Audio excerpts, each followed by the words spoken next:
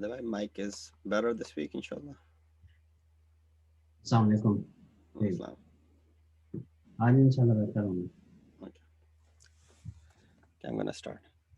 أعوذ بالله من الشيطان الرجيم. بسم الله الرحمن الرحيم.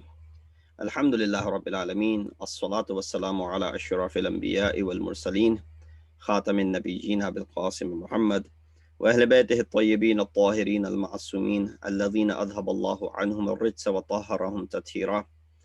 أما بعد السلام عليكم ورحمة الله وبركاته. Welcome to the Shab-e-Jumah program. Inshallah, we'll start with the recitation of Hadith Qissa. I would request Brother Ghulam Haider to begin the program with the recitation. Let me give him the permission to share. Go ahead.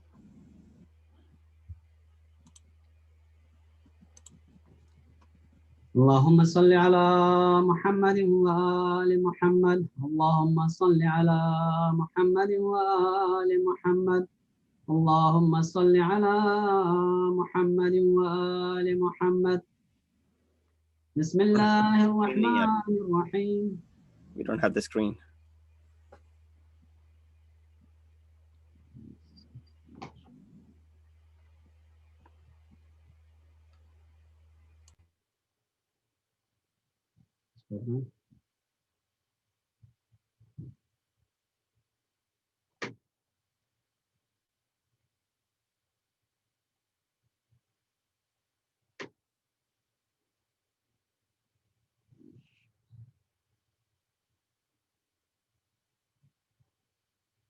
It's good.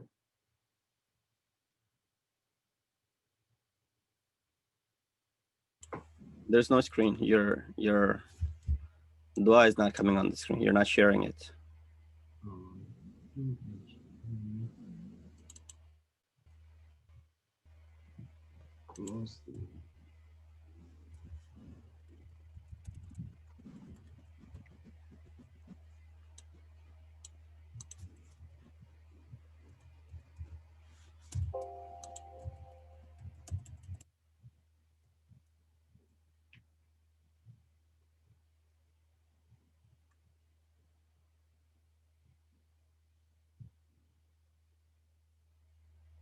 Good. Can you see the screen? Yes.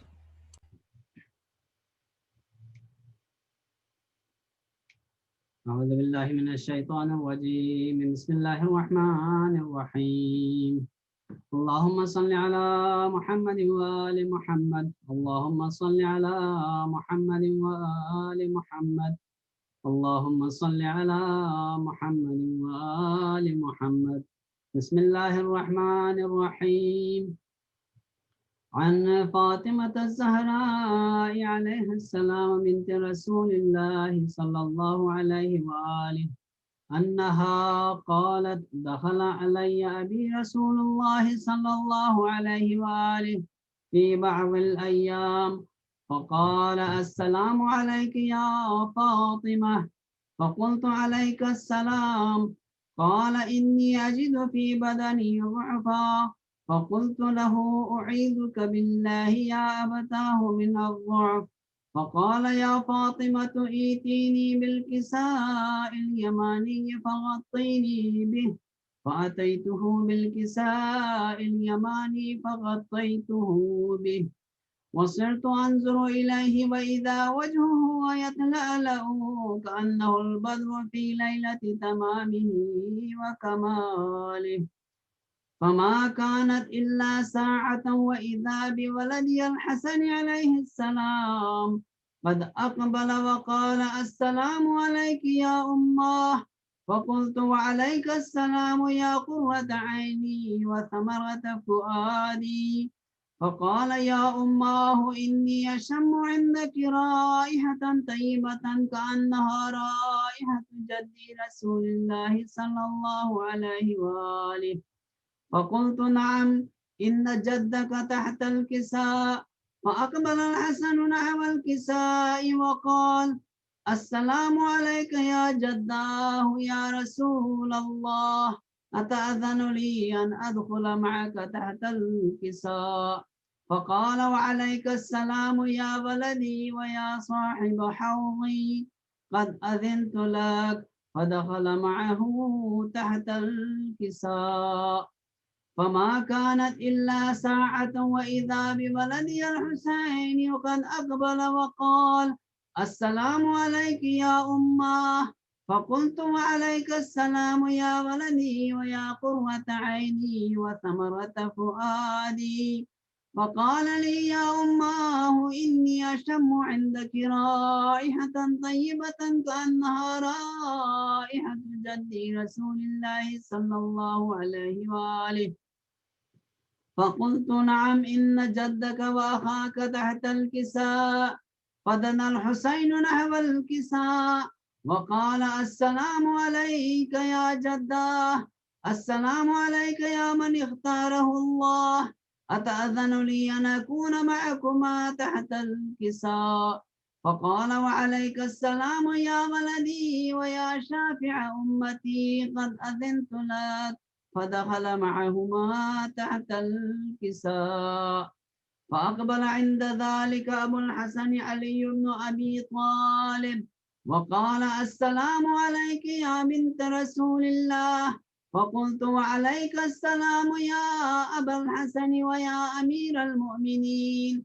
فقال يا فاطمة إني أشم عندك رائحة طيبة كأنها رائحة أخي وابن عمي رسول الله صلى الله عليه وآله.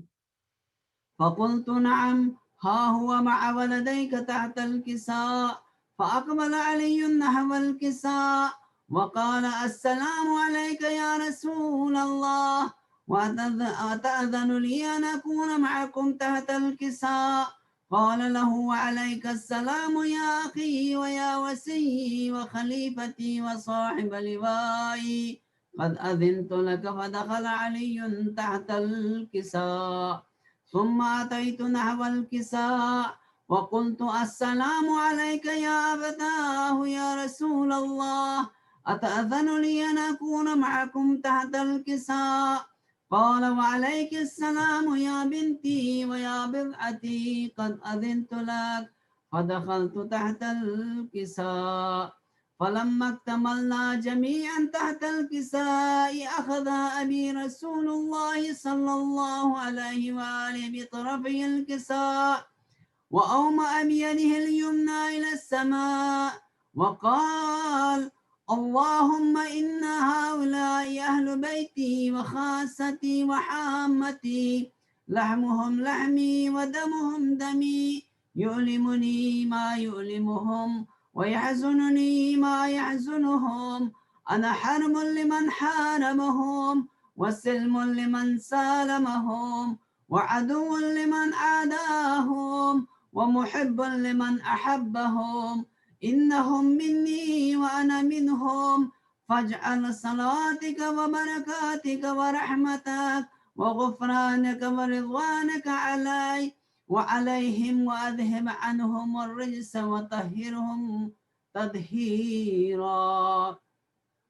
فقال الله عز وجل يا ملائكتي ويا سكان سماواتي إني ما خلقت سماء مبنية ولا أرضا منحية ولا قمرا منيرا ولا شمسا مضيئة ولا فلكا يدور ولا بحرا يجري ولا فلكا يسري إلا في محبة هؤلاء الخمسة الذين هم تحت الكساء.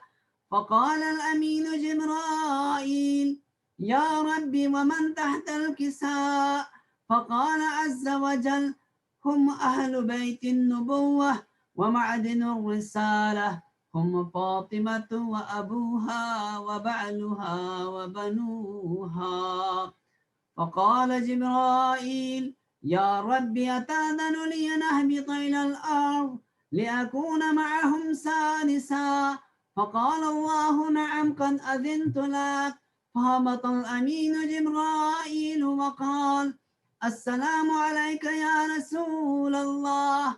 العلي الأعلى يقرئك السلام ويخصك بالتحية والإكرام ويقول لك وعزتي وجلالي إني ما خلقت سماء مبنية ولا أرضا مدحية ولا قمرا منيرا ولا شمسا مضيئة ولا فلكا يدور ولا بحرا يجري ولا فلكا يسري إلا لأجلكم ومحبتكم وقد أذن لي أن أدخل معكم فهل تأذن لي يا رسول الله؟ فقال رسول الله وعليك السلام يا أمين وحي الله فإنه نعم قد أذنت لك فدخل جبرائيل معنا تحت الكساء فقال لأبي إن الله قد أوحى إليكم يقول إنما يريد الله ليذهب عنكم الرجس أهل البيت ويطهركم تطهيرا. فقال علي لأبي يا رسول الله أخبرني ما لجلوسنا هذا تحت الكساء من الفضل عند الله. فقال النبي صلى الله عليه وآله والذي بعثني بالحق نبيا واصطفاني بالرسالة نجيا ما ذكر خبرنا هذا في محفل من محافل أهل الأرض وفيه جمع من شيعتنا ومحبينا إلا ونزلت عليهم الرحمة وحفت بهم الملائكة واستغفرت لهم إلى أن يتفرقوا. فقال علي عليه السلام إذا والله فزنا وفاز شيعتنا ورب الكعبة. فقال أبي رسول الله صلى الله عليه وآله يا علي والذي بعثني بالحق نبيا واصطفاني بالرسالة نجيا ما ذكر خبرنا هذا في محفل من محافل أهل الأرض وفيه جمع من شيعتنا ومحبينا وفيهم مهموم إلا وفرج الله همه ولا مغموم إلا وكشف الله غمه ولا طالب حاجة إلا وقضى الله حاجته. فقال علي عليه السلام إذا والله فزنا وسعدنا وكذلك شيعتنا فازوا وسعدوا في الدنيا والآخرة ورب الكعبة. اللهم صل على محمد وآل محمد عجل فرجهم. بسم الله ودعاكم عليه.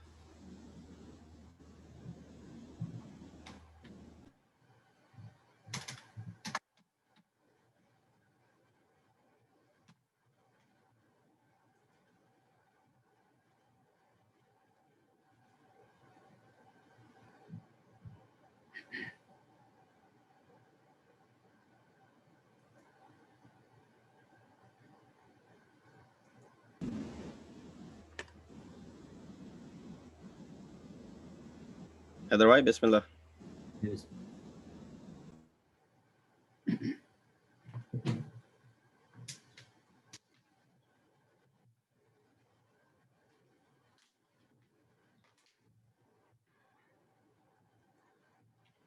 اللهم صل على محمد وآل محمد.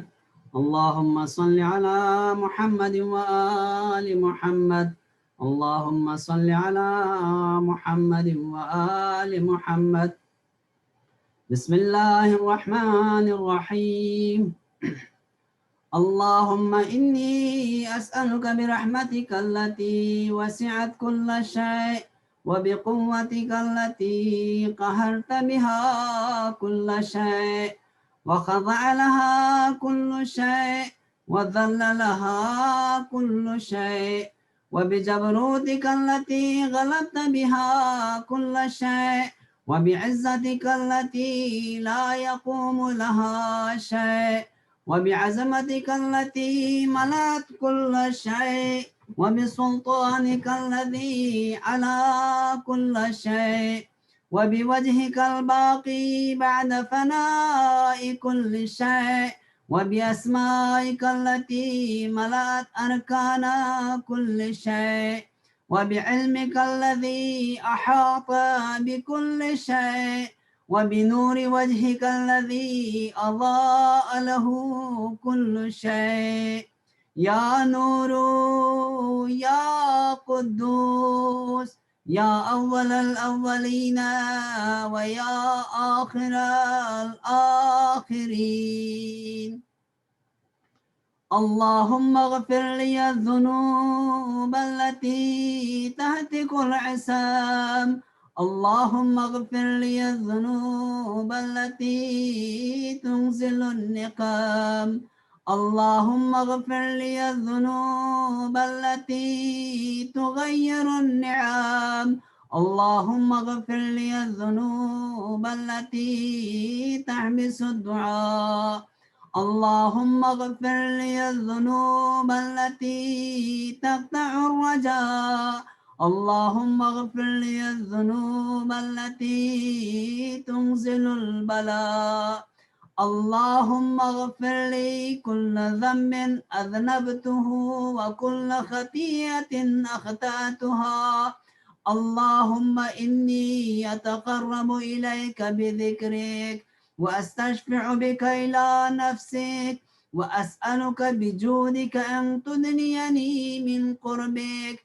وأن توزعني شكرك وأن تلهمني ذكرك اللهم إني أسألك سؤال خاضع متذلل خاشع أن تسامحني وترحمني وتجعلني بقسمك راضيا قانعا وفي جميع الأحوال متواضعا اللهم وأسألك سؤال من اشتدت فاقته وأنزل بك عند الشدائد حاجته وعزم فيما عندك رغبته اللهم عزم سلطانك وعلى مكانك وخفي مكرك وزهر أمرك وغلب قهرك وجرت قدرتك ولا يمكن الفرار من حكومتك اللهم لا أجد لذنوبي غافرا ولا لقبائحي ساترا ولا لشيء من عملي القبيح بالحسن مبدلا غيرك لا إله إلا أنت سبحانك وبحمدك ظلمت نفسي وتجرعت بجهلي وسكنت إلى قديم ذكرك لي ومنك علي اللهم مولاي كم من قبيح سترته وكم من فادح من البلاء أقلته وكم من أثار وقيته وكم من مكروه دفعته وكم من ثناء جميل لست أهلا له نشرته اللهم عزم بلائي وأفرط بي سوء حالي وكسرت بي أعمالي وقعدت بي أغلالي وحبسني عن نفعي بعد آمالي وخدعتني الدنيا بغرورها ونفسي بجنايتها ومطالي يا سيدي فأسألك بعزتك ألا يعجب عنك دعائي سوء عملي وفعالي ولا تفضحني بخفي ما اطلعت عليه من سري ولا تعاجلني بالعقوبة على ما عملته في خلواتي من سوء فعلي وإساءتي ودوام تفريطي وجهالتي وكثرة شهواتي وغفلتي وكن اللهم بعزتك لي في كل الأحوال رؤوفا وعلي في جميع الأمور عطوفا إلهي وربي من لي غيرك أسأله كشف ضري والنظر في أمري إلهي ومولاي أجريت علي حكما اتبعت فيه هوى نفسي ولم أحترس فيه من تزيين عدوي فغرني بما أهوى وأسأله على ذلك القضاء فتجاوزت بما جرى علي من ذلك بعض حدودك وخالفت بعض أوامرك فلك الحجة علي في جميع ذلك ولا حجة لي فيما جرى علي فيه قضاؤك وألزمني حكمك وبلاؤك وقد أتيتك يا إلهي بعد تقصيري وإسرافي على نفسي معتذرا نادما منكسرا مستقيلا مستغفرا منيبا مقرا مذعنا معترفا لا أجد مفرا مما كان مني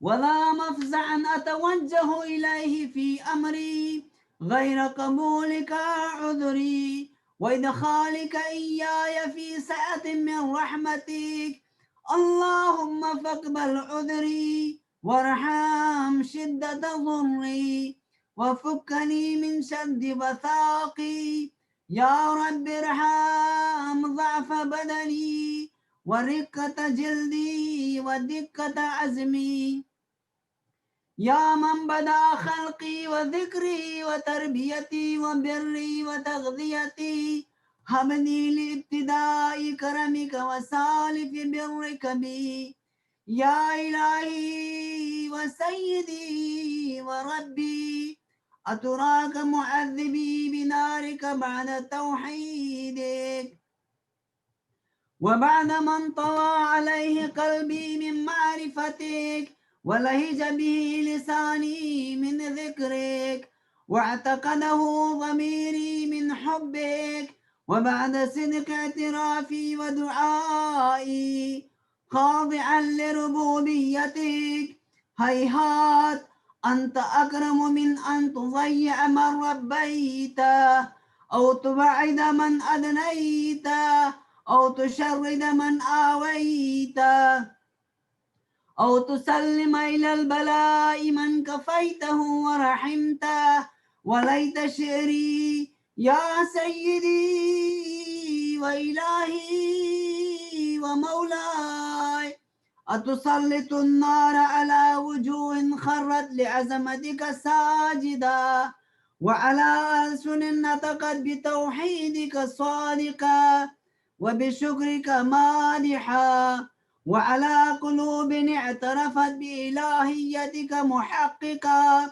وعلى ضمائر حوت من العلم بك حتى صارت خاشعة وعلى جوارح سعت إلى أوطان تعبدك طائعة وأشارت باستغفارك مذعنا ما هكذا الظن بك ولا أخبرنا بفضلك أنت يا كريم يا رب وأنت تعلم ضعفي عن قليل من بلاء الدنيا وعقوباتها وما يجري فيها من المكاره على أهلها على أن ذلك بلاء ومكروه قليل مكثه يسير بقاؤه قصير مدته فكيف احتمالي لبلاء الآخرة وجليل وقوع المكاره فيها وهو بلاء تطول مدته ويدوم مقامه ولا يخفف عن أهله لأنه لا يكون إلا عن غضبك وانتقامك وسخطك وهذا ما لا تقوم له السماوات والأرض يا سيدي فكيف بي وأنا عبدك الضعيف الذليل الحقير المسكين المستكين يا إلهي وربي وسيدي ومولاي، لأي الأمور إليك أشكو، ولما منها أضج وأبكي، لأليم العذاب والشدة أم لطول البلاء ومدتي؟ فلئن صيرتني للعقوبات مع أعدائك، وجمعت بيني وبين أهل بلائك، وفرقت بيني وبين أحبائك وأوليائك، فهبني يا إلهي وسيدي ومولاي وربي، صبرت على عذابك، فكيف أصبر على فراقك؟ وهبني صبرت على حر نارك، فكيف أصبر عن النظر إلى كرامتك؟ أم كيف أسكن في النار ورجائي عفوك؟ فبعزتك يا سيدي ومولاي أقسم صادقا، لئن تركتني ناطقا لأضجن إليك بين أهلها ضجيج الآملين، ولأصرخن إليك صراخ المستصرخين، ولأبكين عليك بكاء الفاقدين، ولنادينك أين كنت يا ولي المؤمنين، ويا غاية آمال العارفين، يا غياث المستغيثين، يا حبيب قلوب الصادقين، ويا إله العالمين. أفتراك سبحانك يا إلهي وبحمدك تسمع فيها صوت عبد مسلم سجن فيها بمخالفتي، وذاق طعم عذابها بمعصيتي، وحبس بين أطباقها بجرمه وجريرتي، وهو يضج إليك ضجيج مؤمل لرحمتك، ويناديك بلسان أهل توحيدك، ويتوسل إليك بربوبيتك يا مولاي، فكيف يبقى في العذاب وهو يرجو ما سلف من حلمك؟ أم كيف تؤلمه النار وهو يأمل فضلك ورحمتك؟ أم كيف يحرقه لهيبها وأنت تسمع صوته وترى مكانه؟ أم كيف يشتمل عليه زفيرها وأنت تعلم ضعفه؟ أم كيف يتقلقل بين أطباقها وأنت تعلم صدقه؟ أم كيف تزجره زبانيتها وهو يناديك يا رب؟ أم كيف يرجو فضلك في عتقه منها فتتركه فيها؟ هيهات، ما ذلك ظن بك، ولا المعروف من فضلك، ولا مشبه لما عاملت به الموحدين من برك وإحسانك، فباليقين أقطع لولا ما حكمت به من تعذيب جاحديك، وقضيت به من إخلاد معانديك، لجعلت النار كلها بردا وسلاما، وما كان لأحد فيها مقرا ولا مقاما، لكنك تقدست أسماؤك أقسمت أن تملأها من الكافرين من الجنة والناس أجمعين، وأن تخلد فيها المعاندين، وأنت جل ثناؤك قلت مبتدئا وتطولت بالإنعام متكرما. أفمن كان مؤمنا كمن كان فاسقا لا يستوون. إلهي وسيدي، فأسألك بالقدرة التي قدرتها وبالقضية التي حتمتها وحكمتها وغلبت من عليه أجريتها، أن تهب لي في هذه الليلة وفي هذه الساعة كل جرم أجرمته وكل ذنب أذنبته وكل قبيح أسررته وكل جهل عملته كتمته أو أعلنته أخفيته أو أزهرته وكل سيئة أمرت بإثباتها الكرام الكاتبين الذين وكلتهم بحفظ ما يكون مني وجعلتهم شهودا علي مع جوارحي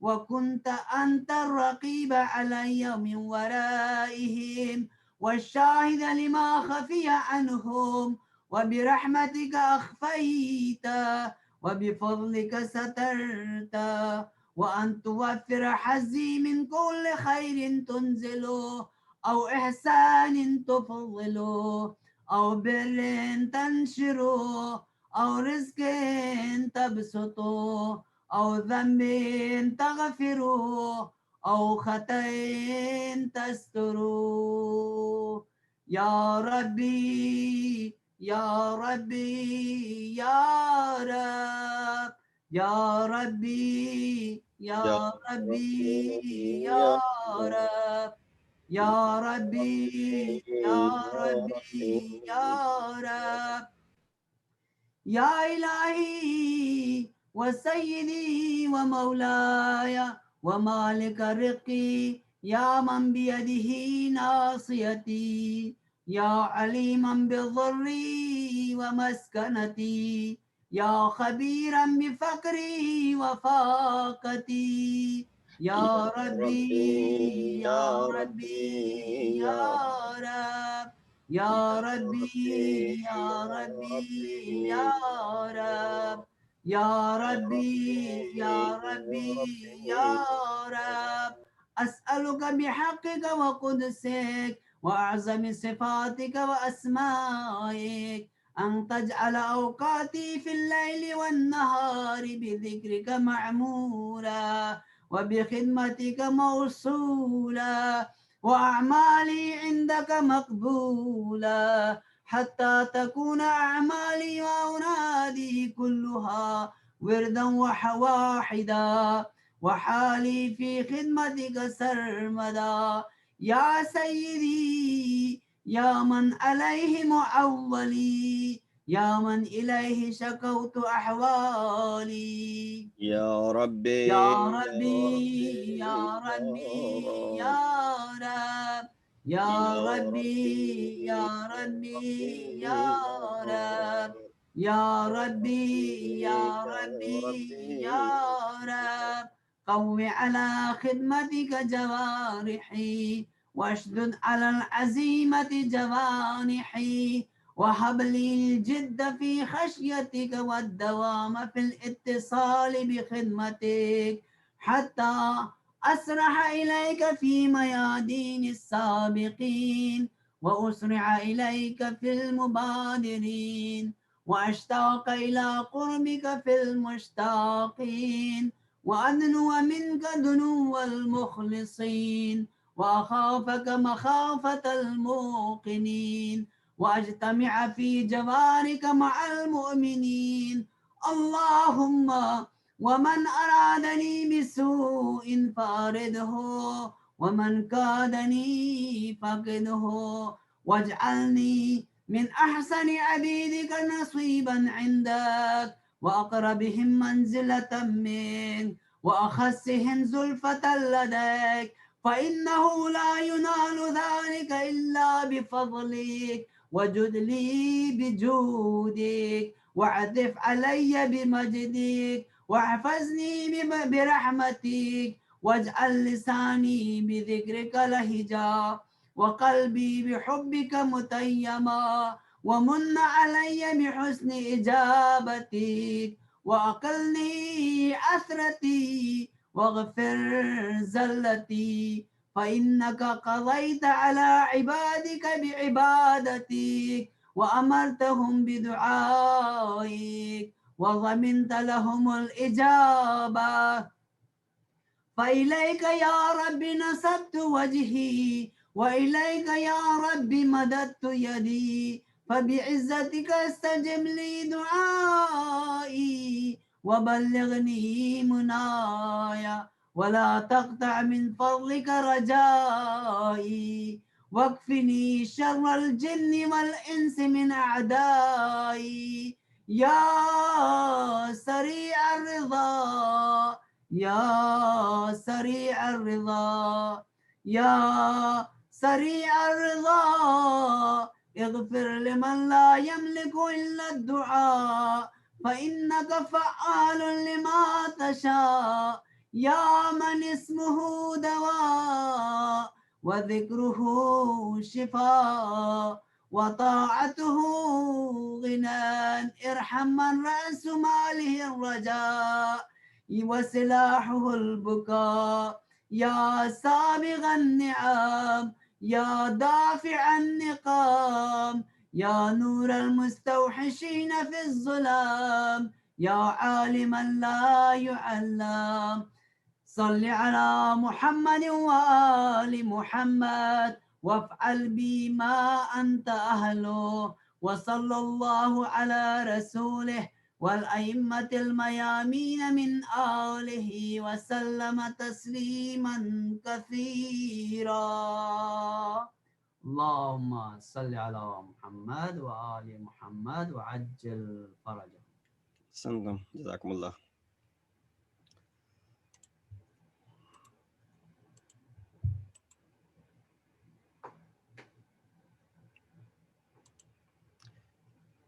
Thank you very much for that recitation.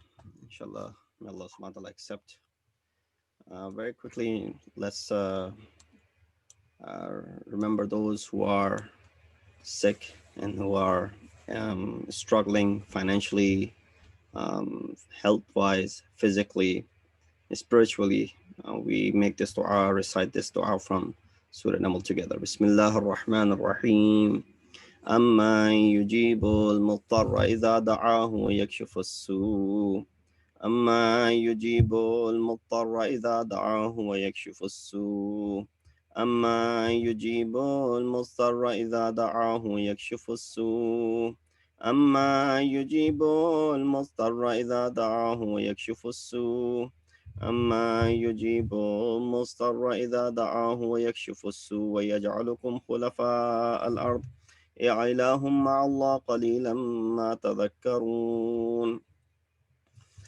Also, let's recite Surah Fatiha for all of our marhumin, those people whom we just lost in the recent attacks that began, after Ashura in Pakistan in particular, and all of the marhumin of our communities. Please recite Surah Fatiha. Bismillah ar-Rahman ar-Rahim. Alhamdulillah Rabbil Alameen. Ar-Rahman ar-Rahim. Maliki yawm al-Din.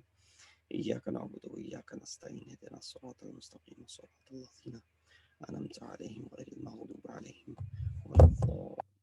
صلى على محمد وآل محمد. أعوذ بالله من الشيطان الرجيم. بسم الله الرحمن الرحيم.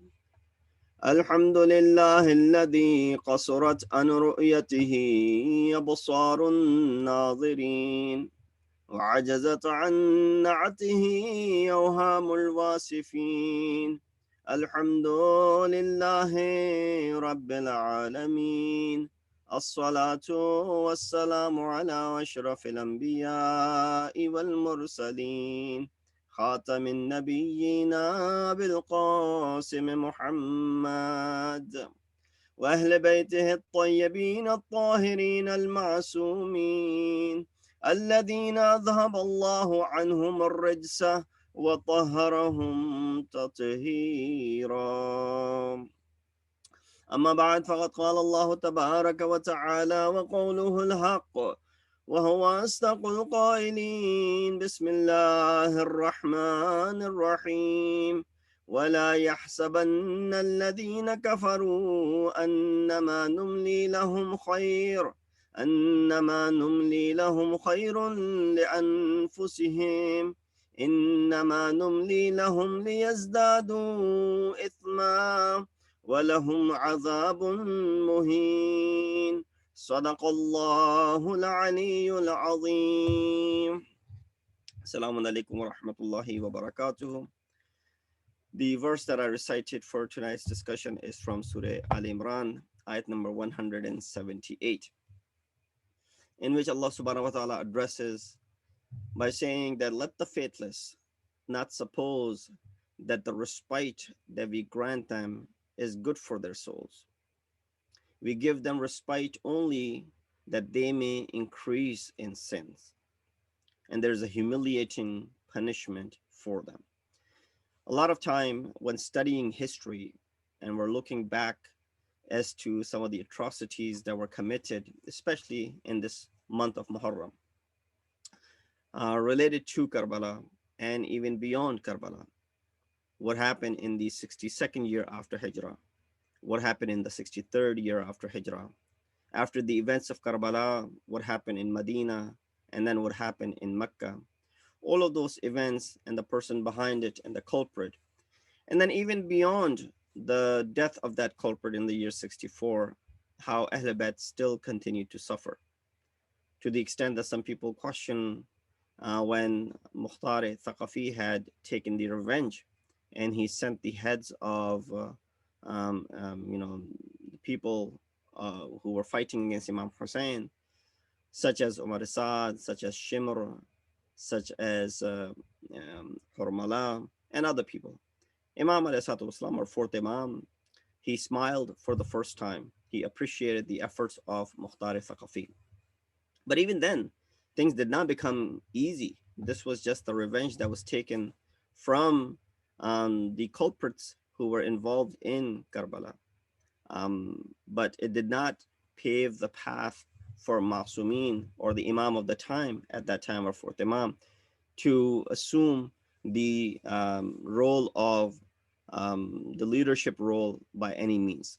And that continued, that suffering continued all the way throughout until the demise, or until the downfall of the Umayyads, which was around the year 129, 130.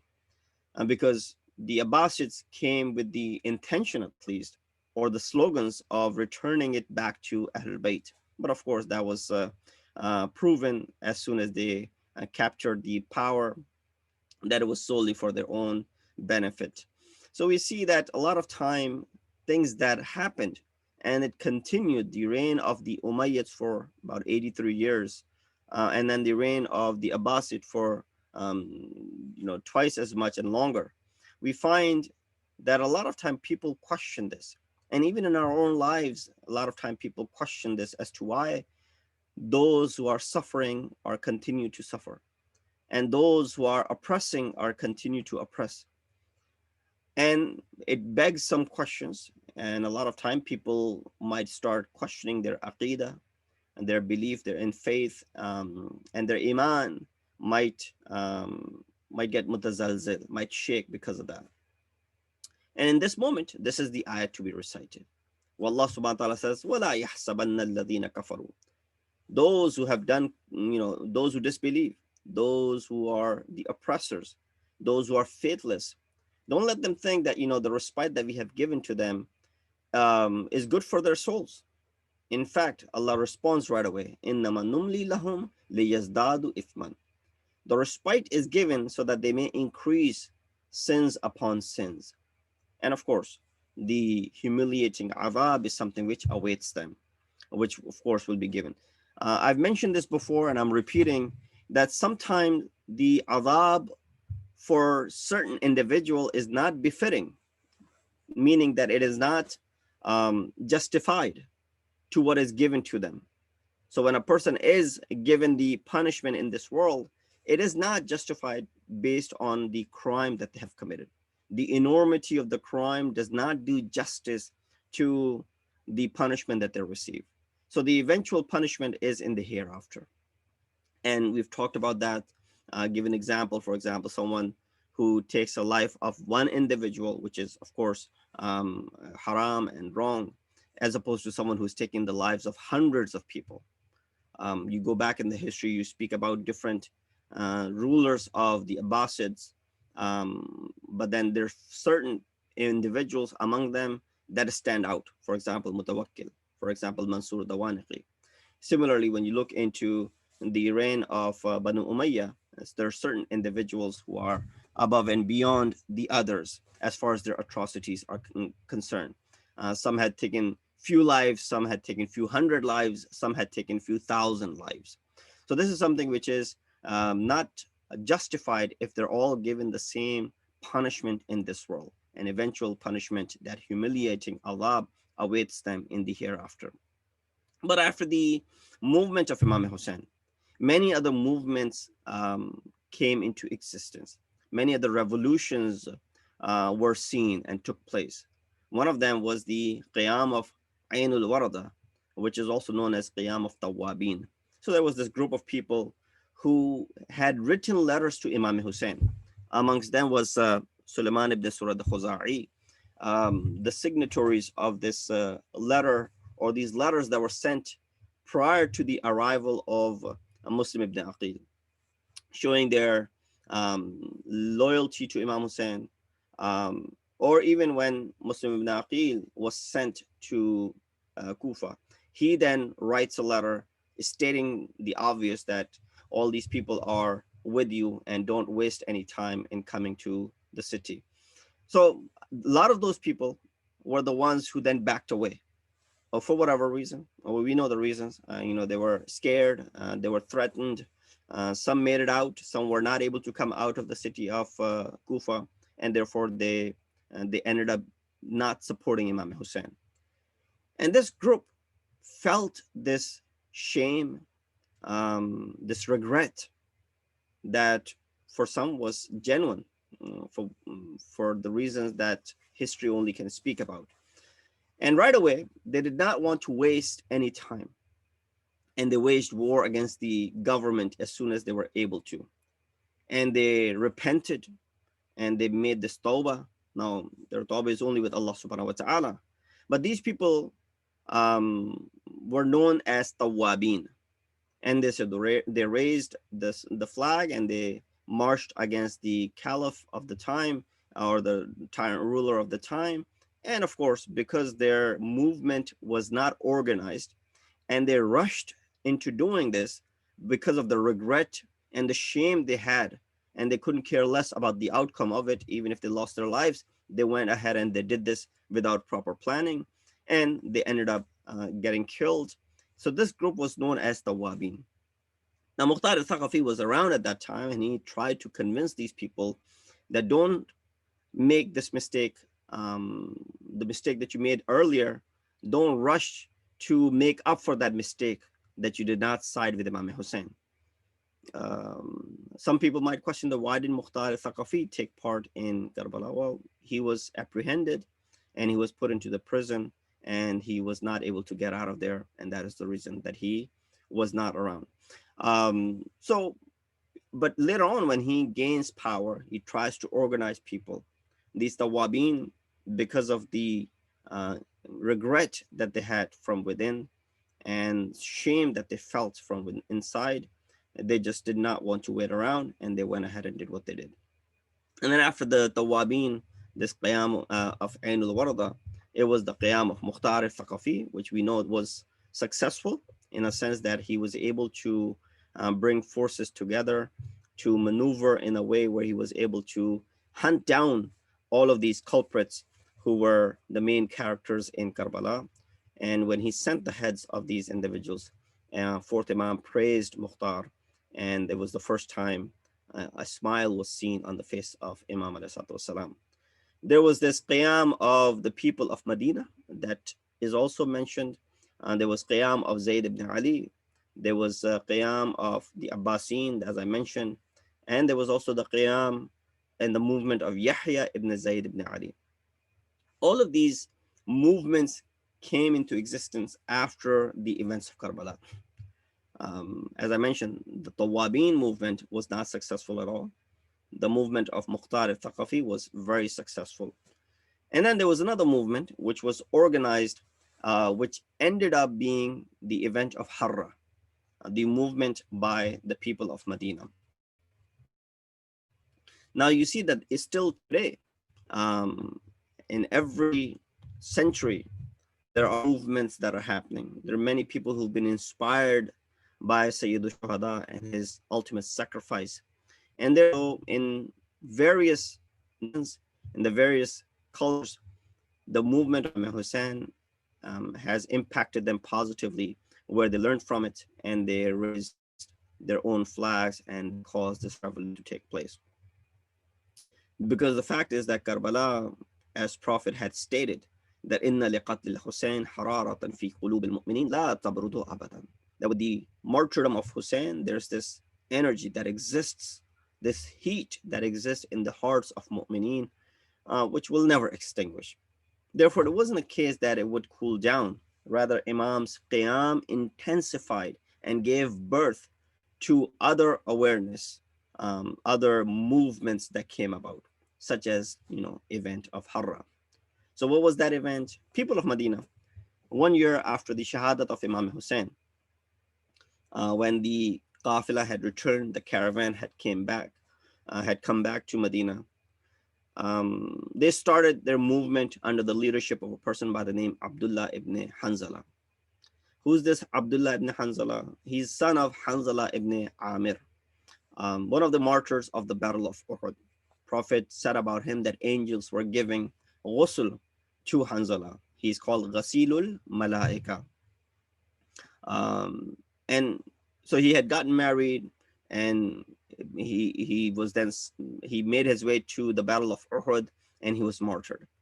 And so Rasulullah said he was Ghasilul Malaika. The son that was born from his marriage was Abdullah ibn Hanzala.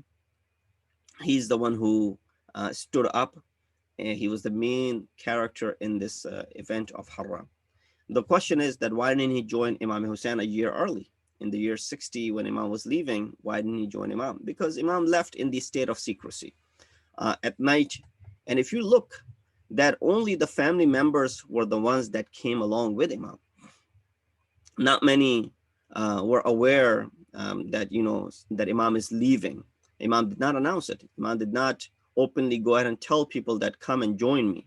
That only happened in the city of Mecca, and the couple of months that Imam comes to Mecca, arrives on 5th or 3rd of Shaban, for example. 28th of Rajab he leaves, 3rd of Shaban he arrives, and then Imam stays in the city of Mecca until when? So he's there from Shaban, Ramadan, Shawwal, Dhiqad, and then the first few days of Dhul Hijj, and the state of Hajj that he was in. So Imam stays there for these 4 months, and this is where a lot of these companions, and especially in the last portion of Imam's movement, when Imam was moving toward Kufa initially, and then he ended up going towards Karbala. So a lot of time people question that Imam left with his family. So that's why a lot of these people in Medina were unaware.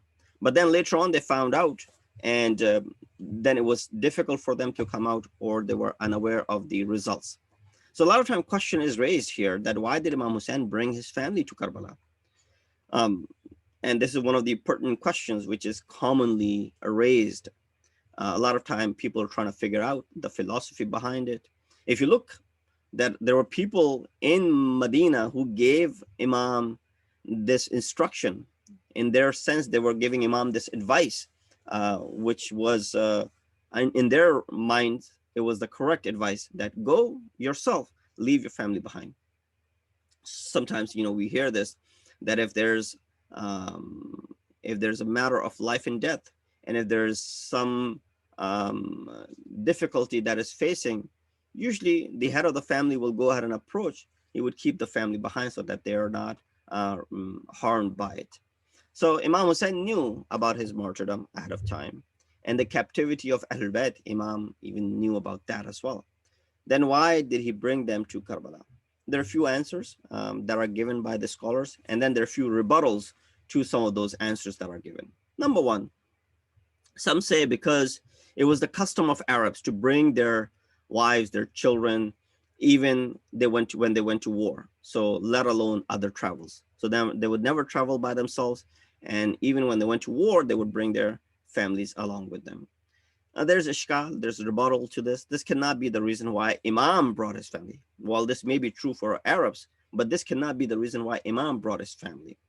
Another question can be raised: why would Arabs bring their families to war? Did Imam follow the customs of Arabs and common folks when he knew that he would bid farewell to his family under God's providence? This is the Mashiach of Allah subhanahu wa ta'ala. So this could not be the reason that Imam is following the custom of the Arabs. Number two, Imam brought his family in order to awaken the people, as his rise has two segments. One is established by his martyrdom, while the second after his shahadat. Yazid hoped for, that by killing Imam Hussein Islam and introducing him as a, rebel, that he was the rebel, he was the one who was rebellious towards the Khalifa of the time, as unfortunately some people today also think this way. These rallies that you're seeing now, all of a sudden people are showing their love for this individual and counting him amongst the Sahaba, which I spoke about last week. I spoke about, did Yazid repent? Did Yazid perform tawbah? Some people claim that he did repent and therefore we should not curse him. While our belief is that no, he did not repent. In fact, he continued. And this ayat which I recited in the beginning of Surah Al Imran, إِنَّمَا نُمْلِي عَلَيْهِمْ لِيَزْدَادُوا إِثْمًا, that we give them this respite so that they continue to increase their adab. So he attacked the family of the Holy Prophet. The very next year, he attacked the city of Medina. The following year, he attacks the city of Makkatul Mukarramah. So Yazid had hoped that by killing Imam Hussein and introducing him as the rebel, he will be able to strengthen his rule. But the inspiring sermons of fourth Imam, Bibi Zainab, Bibi Kulthum, and the other family members exposed Yazid's corrupt intentions, helped bring his reign to end. There's a shkal and a rebuttal to that as well. While this is a very logical answer, but it still raises the point that aftermath of Ashura, it seems Imam needed only a few women, only a few people to give these sermons. So he could have just brought along Bibi Zainab, Bibi Kulthum. Imam Zainul Abidin was already coming. He would have just brought these few women who were the main speakers, sort of, quote unquote, the one who gave these speeches. It wasn't anyone else. It was just few people who gave these speeches. So it could very well be raised, while this is a very logical answer, that, why did Imam bring all of the family members and all of the children for that matter? Children only suffered. They did not give any speeches. They did not help in doing what Imam was hoping, for example, according to this second reason why Imam brought his family. Third is that Imam brought his family to expose the ugly face of Banu Umayyah, that they will not even refrain from their evil agenda, even if they have to kill and harass young kids. So Imam brought his kids along with him, belonging to the household of the Holy Prophet. It wasn't just ordinary kids. These are kids that have been raised in the household of the Holy Prophet. In this way, Yazid will be proven unqualified for Khilafat. So Imam brought all of these kids, for example. Or number four, some mention that the reason that Imam brought his family was to encourage others to join him. That, look, I'm bringing everything that I have. I'm bringing my family. I'm willing to sacrifice my family. Wouldn't you just at least bring yourself? That while I'm going all out, I'm bringing myself, my family, my children. This would encourage others that, look, Imam Hussein is willing to go with sacrifice everything and everyone. The least we can do is send our men so that they can go ahead and join Imam. So this will encourage others to go ahead and join Imam. People will sympathize by seeing the little kids and the women, and it will melt their hearts. And and even the enemies, they will show mercy, for example, for Imam Hussein. There's a shkal and there's a rebuttal to that as well. This answer is also not entirely correct. Imam could have, strengthened or erected an army by inviting people officially, sending representatives to different places. This could have easily been achieved. Secondly, he didn't want to put people, in coercion. force them to do something. Rather, because if they see the sympathy toward young kids, they might feel inclined because of that.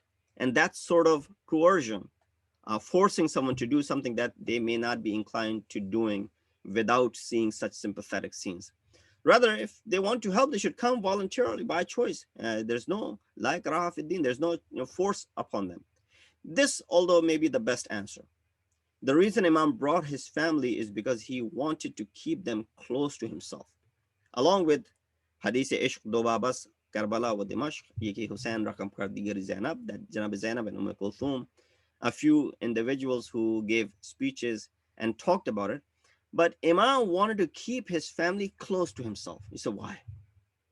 Because if they were left behind in Medina, they would have been thrown into prison way earlier than that they were thrown into prisons of Kufa and Sham. And they could have been used as leverage against the movement of Karbala. That while Imam Hussein is in the plains of Karbala by himself, he would find out what is Yazid doing to his family back in Medina. Because when Imam's family, when Yazid attacks Medina the very next year, nobody was safe. So he could have attacked Medina in the year 61 and nobody would have been safe. And that could have been leverage for him to force Imam Hussein, for example, that look, I got your family in my possession now, while Imam was still alive. To capture and make captive the family of someone after their death, after their shahadat, is different than to put them behind the bars while that person is still alive. So Imam on the night of Ashur asked his companions to leave, but didn't give them similar option. Didn't give this similar option to his family. He gave this option to his ashab only. He said, I'll put out the light, I'll put out the lamp. Anyone wants to walk out, more than welcome to do so. I take away my hujjat from you. Hujjat in the sense that you're no longer obligated to come, be part of this. They want my blood. They're going to kill us tomorrow. And I guarantee what you did up until this point is accepted by Allah subhanahu wa ta'ala. And you'll be rewarded for that. So anyone who wants to leave tonight, there's no shame in that. You can get up and leave. No one will speak to you, reminding you and reproach you of what you did tonight. No, you can get up and leave. But he did not give the same choice to his own family. He did not say to his family, oh, you're more than welcome to go as well. So from this, we understand that this is probably the best reason why Imam ﷺ brought his family. One, of course, to create awareness through women and young children. And also, Imam felt they were safer with him. And if they had been left behind in Medina, Yazid could have easily thrown them into jail and thrown into prison. And Karbala may not have happened in the way that it happened when the family was along. So, of course, Imam was more comfortable with his family alongside with him. And that was the Mashiat of Ilahi. That is what Allah subhanahu wa ta'ala also wanted. So what are some of the reasons behind the qiyam of the people of Medina? I may not be able to get into the entire discussion tonight. So maybe, inshallah, I'll leave it for another time, or maybe tomorrow's Jum'ah. That in Medina, there were ashab, such as Abu Sa'id al-Khudri, Jabir ibn Abdullah al-Ansari, who's still alive. There are people like Abdullah ibn Mufti, Abdullah ibn Muti, for example. All of these people are older generation that have seen the Holy Prophet, that have narrated a hadith directly from the Holy Prophet. These aren't the people who've heard it from someone and then they narrate. They are the ones who saw the Holy Prophet directly. They've seen how he dealt with Imam Hassan, Imam Hussein. So they're those first tier companions, if you want to call that. Also, people of Medina were closer to the Islamic teachings, having lived with the Holy Prophet. This is always the case, right? So you look at, there's no comparison, none whatsoever, to present day, because ilm is, all over. There's no one can say, well, there's less ilm or lack of knowledge here than, for example, in another place. But still, you find those places which are where the seminaries are located. Hawza Ilmiya, for example, is located. For example, Najaf, which has been the center of Hawza studies for the past so many centuries. Or Qom, for example, which has been the center of Islamic studies for much of the 20th century. We see that, and then of course now in 21st century, that of course when you live in these cities, you'll be more inclined to the teachings of madhab. It's not saying that all the people who live in the city of Medina or the city of Najaf and Qom, as you're speaking about the Shia seminaries, that they are very religious and there aren't people who are, don't care about religion. That every single person that lives in those cities is religious. Predominantly, it is the case. Majority of them are because of the shrines of Ma'asumin there, and it is a city which is surrounded by that. It is a town where all you have is the Hawza Ilmiya. So similar is the case when it comes to the city of Medina. These people were closer to the teachings, Islamic teachings, because they always had the Prophet with them. Whenever there was a question that would arise, Prophet was there and they would ask him the question. While the other places in that period, for example, Kufa or Basra or Yemen and Sham, these places which are further away from Medina, Islam may not be as practiced as it was being practiced in the city of Medina. Moreover, Imam Hussein was a respectable person in their sight of what they had seen directly, how the Holy Prophet dealt with them. Some historians mention that Yazid actually sent the head of Imam Hussein to Medina. While there are different riwayat, the head of Imam Hussein was sent to Misr or was sent to Sham and it was kept there, or was sent to Karbala, then it was rejoined with the body of Imam Hussein. All of those are there. But some historians also mention, for example, Balazari in his Ansab, he mentions this as well, that the head of Imam Hussein was sent to Medina, which again provoked the people of Medina, brought this awareness to them while seeing or hearing about a lot of these atrocities, right? Shair says, Didan Shanidan Kaibawad Misla Didan. When you hear about something, as opposed to when you see something. Seeing is believing. So when they see this head of Imam Hussein, and then when they see the Qafila had come back, all of these were trigger points for them to feel, albeit late, but feel that they need to do something and that they need to raise their voice and they need to remove this person from his post. Also, it is mentioned that Aqil, Janab Aqil, had a daughter by the name Luqman.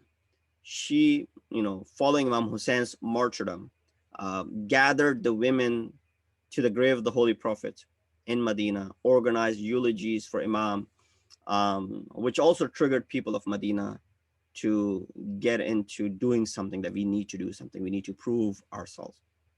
And of course, our fourth Imam, when he came back to Medina, you remember, first and foremost, when they were camping outside of the city of Medina, how Muhammad Hanafiya, who came and he could not even recognize Imam Zain al-Abidin.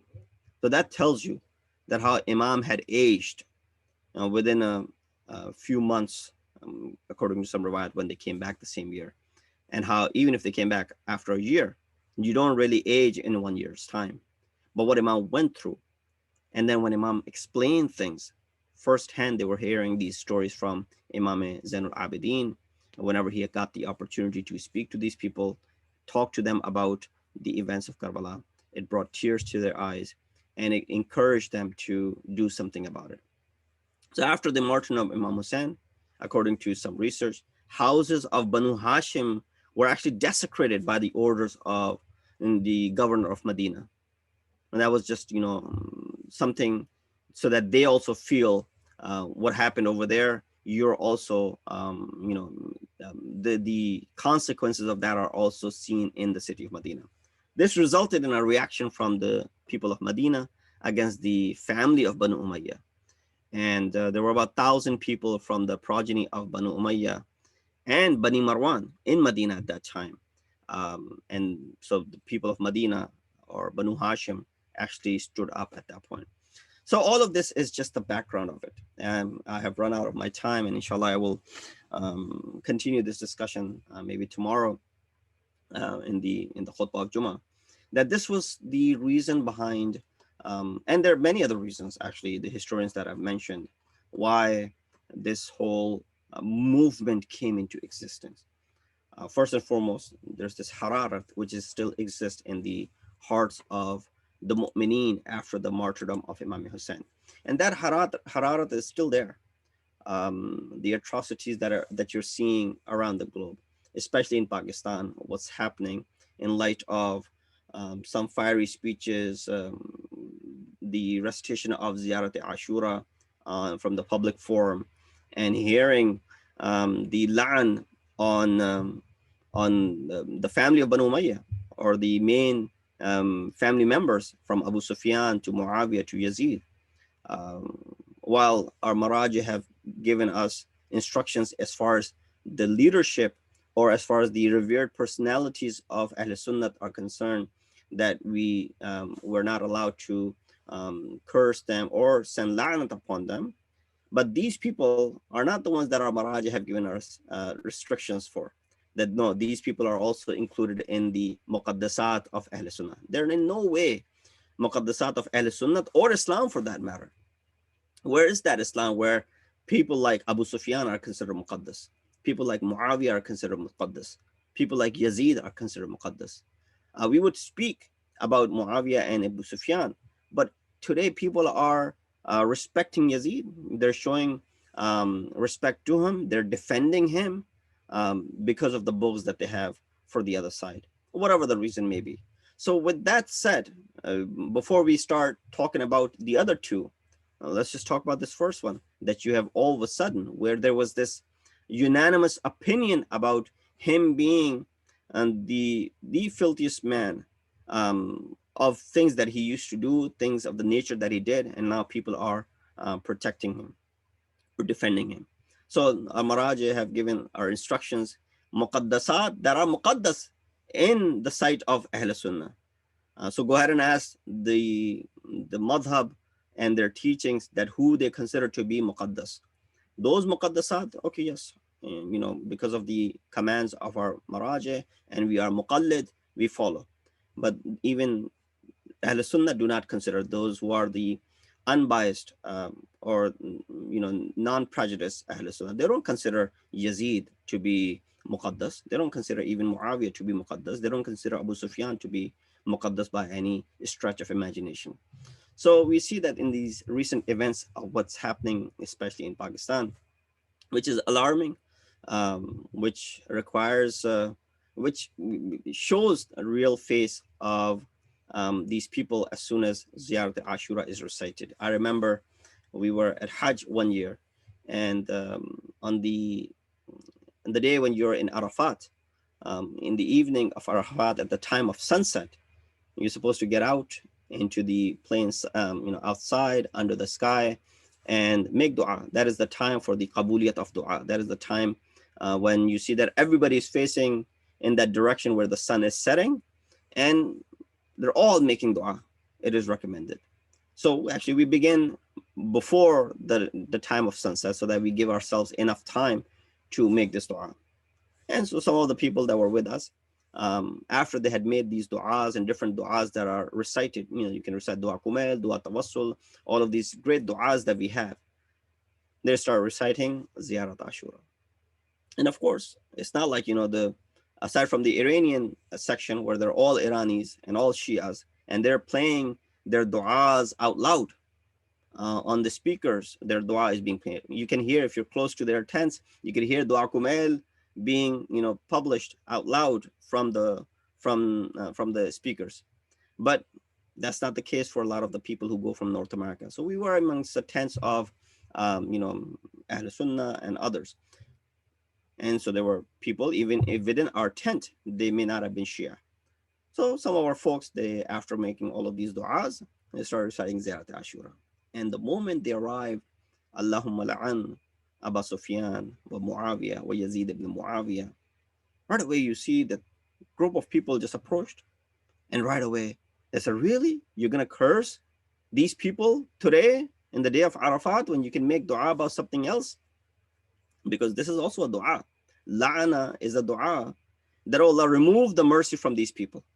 So yeah, why not? That is the day for us to make this dua, and that is within our aqaid. So you see that this is a reaction that is seen right away.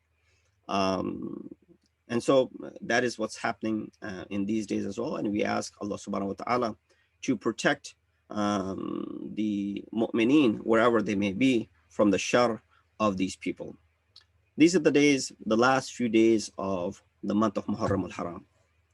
Tonight being the 29th is the time when Ahl Haram are on the threshold of entering the city of Sham, or the Balad of Sham.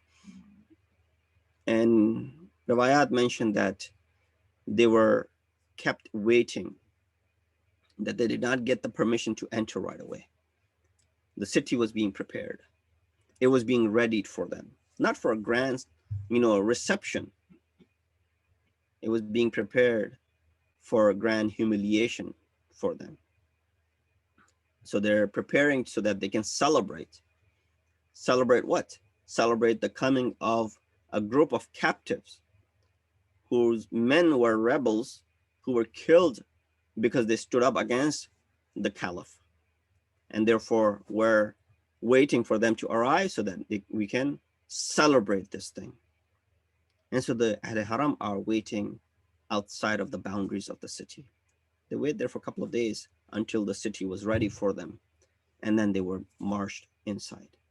This is where one of the Sahabi, Sahal ibn Sa'd al-Sa'idi, who had come from Mecca after having performed Hajj that year, he went to Baitul Maqdis, and then from there he arrived from the other side. And when he entered Balad Sham, he saw all of these decorations. When he enters Dimashq, he see all of these decorations, and he said, "This is the month of, for example, end of Muharram al-Haram. I don't recall any celebrations in the month of Muharram al-Haram. There's no Eid in the month of Muharram al-Haram. Why all the decorations? Why all the celebrations?" And then someone told him that there was a rebel who was killed in the battlefield in Karbala. His family was made captives, and now they're arriving. They're being kept outside of the door of the city. He said, "Who was that person?" They mentioned it was Hussein ibn Ali. Sahal is one of the companions, and he throws himself down. He throws khak on his head. He said, "You call that person to be a rebel? He's the grandson of the Holy Prophet." He said, "Where are they coming from?" They said, "They're entering from Babu Sa'at."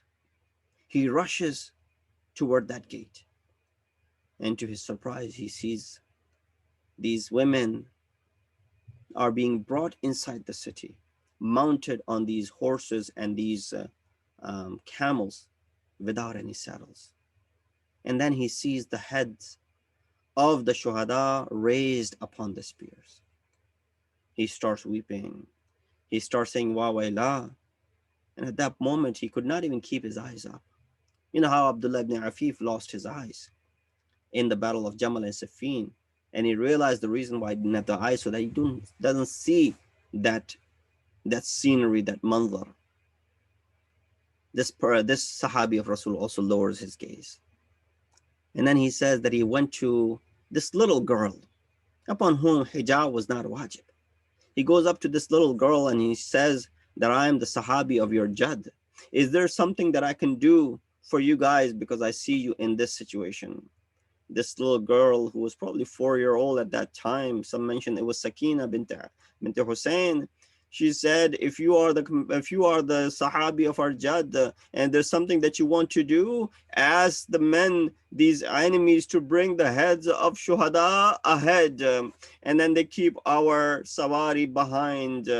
he probably understood. But look at the understanding of this 4-year old, that she wants to make the heads go ahead. The reason is that people would be looking up to the heads of the deceased, of the shuhada. When Imam Hussein's head was brought into Kufa, Imam was reciting that ayat of Surah Kahf, the ayat which says, the story of Ashab Kahf, is this more of a ta'ajjub and astonishing to you, that they slept for 309 years and they were raised back again?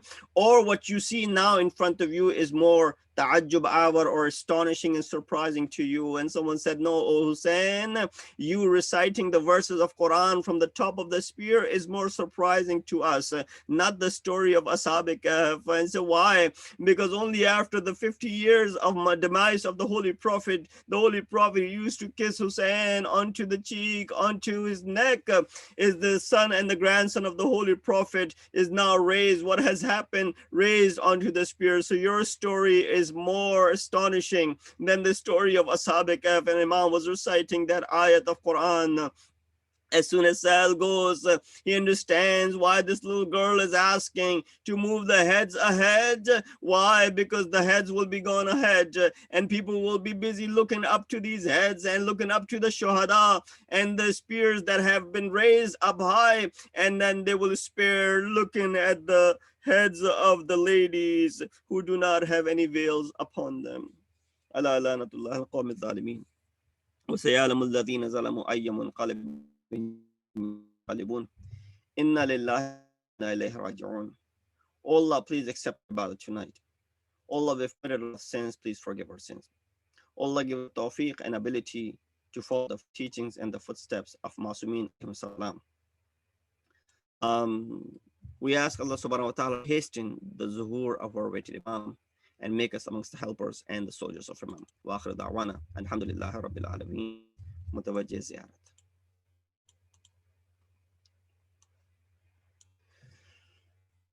السلام عليك يا رسول الله، السلام عليك يا نبي الله، السلام عليك يا حبيب الله، السلام عليك يا خيرة الله، السلام عليكم ورحمة الله وبركاته. زيارة وارث.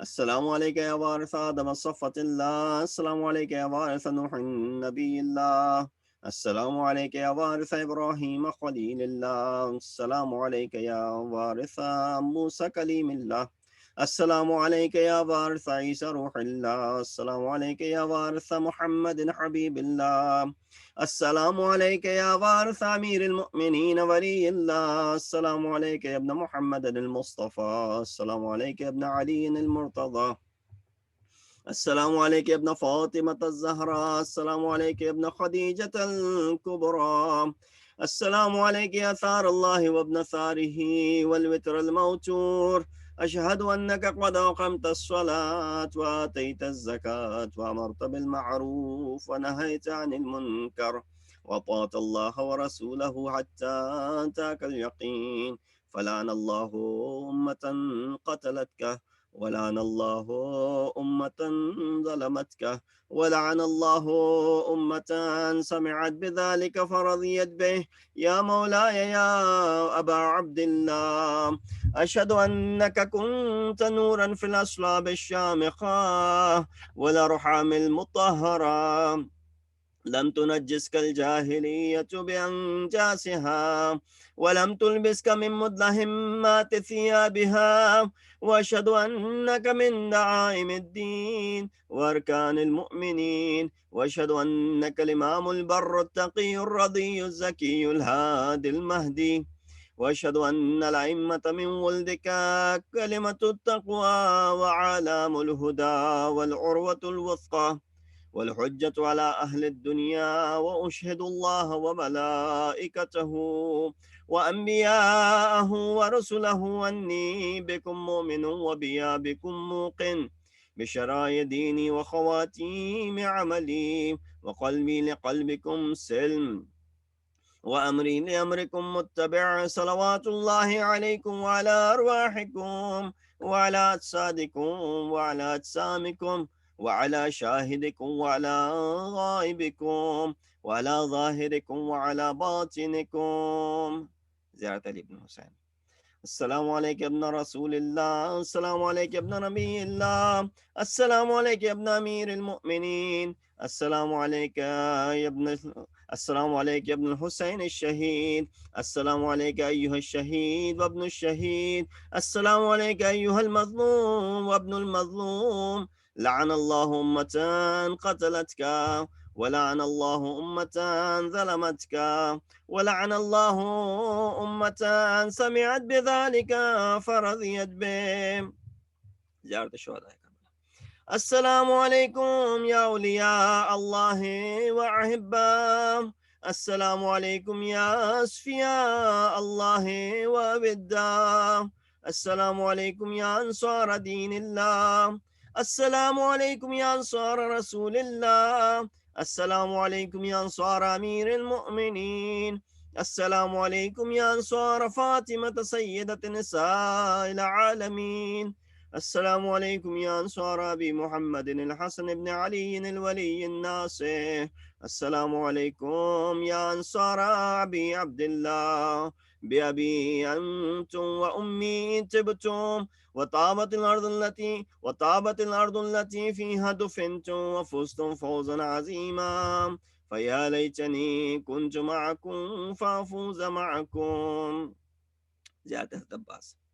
السلام عليك يا أبا الفضل العباس ابن أمير المؤمنين، السلام عليك يا ابن سيد الوسيين، السلام عليك يا ابن أول القوم إسلاما، وأقدمهم إيمانا، وأقومهم بدين الله، وأحوتهم على الإسلام، وأشهد لقد نصحت لله ولرسوله ولأخيك، فنعم الأخ المواسي، فلعن الله أمة قتلتك، ولعن الله أمة ظلمتك، ولعن الله أمة استهلت منك المحارم وانتهكت حرمة الإسلام، فنعم الصابر المجاهد المحامي الناصر، والأخ الدافع عن أخيه، المجيب إلى طاعة ربه، الراغب فيما زهد فيه غيره من الثواب الجزيل والثناء الجميل، وألحق الله بدرجة آبائك في جنات النعيم. السلام عليك يا غريب الغرباء، السلام عليك يا معين الضعفاء والفقراء، السلام عليك يا شمس الشموس وعنيس النفوس، أيها المدفون بأرض توس علي ابن موسى رضا ورحمة الله وبركاته. السلام عليك يا صاحب العصر والزمان، السلام عليك يا إمام الإنس والجان، السلام عليك يا شريك القرآن، عجل الله تعالى فرجك وسهل الله مخرجك وظهورك وجعلنا من أعوانك وانصارك ورحمة الله وبركاته. اللهم صل. Please offer 2 rakat namaz for the ziyarat of Ziyarat of Imam Hussein.